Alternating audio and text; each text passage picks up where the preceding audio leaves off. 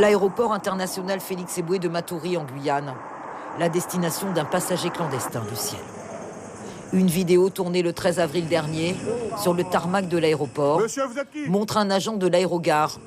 Monsieur, vous sortez d'où là? S'adressant à cet homme qui semble sonner. Panique à l'aéroport, une intrusion inexpliquée, du jamais vu en Guyane. Appelle la police, appelle la police, appelle la police. Que fait cet individu dans une zone de sûreté et comment a-t-il pu franchir les contrôles ou les clôtures pour arriver sur le tarmac? L'analyse des caméras de surveillance donnera l'explication. L'homme, un SDF, vient tout juste d'atterrir des Antilles.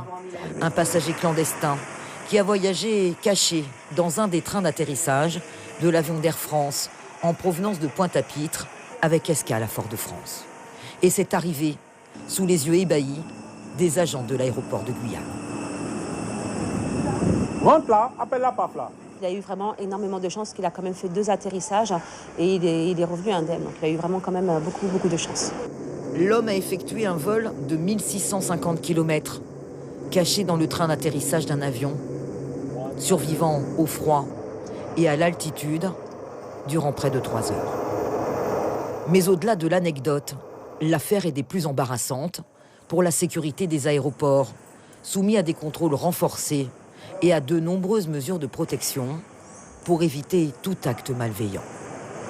Depuis l'incident de ce passager clandestin, les autorités aéroportuaires des Antilles et de la Guyane ont organisé des réunions de crise pour mettre en place de nouvelles mesures. C'était vraiment une première. Donc ça nous a vraiment interpellés. Et donc par rapport à ça, on a eu différentes réunions pour voir qu'est-ce qu'on pouvait améliorer pour si on se retrouvait à nouveau dans cette situation-là en fait. Donc là, nous, les enseignements qu'on veut tirer par rapport à cet incident, c'est voir déjà toutes les mesures que nous, on peut mettre en place en interne pour prévenir, parce que là, comme vous l'avez dit, c'était pas un terrorisme, mais ça aurait pu être le cas. Voilà, donc pour prévenir, en fait, pour être encore davantage aguerri si on se retrouve dans ce genre d'incident. Le passager clandestin SDF a été remis à la brigade de la gendarmerie des transports aériens, puis confié au SAMU social. Un miraculé qui a vaincu 9000 mètres d'altitude et des températures extrêmes. La chaleur du ciel, des tropiques et de l'Amazonie lui a peut-être sauvé la vie. Suivez l'info sur Guyana Première, télé, radio et internet.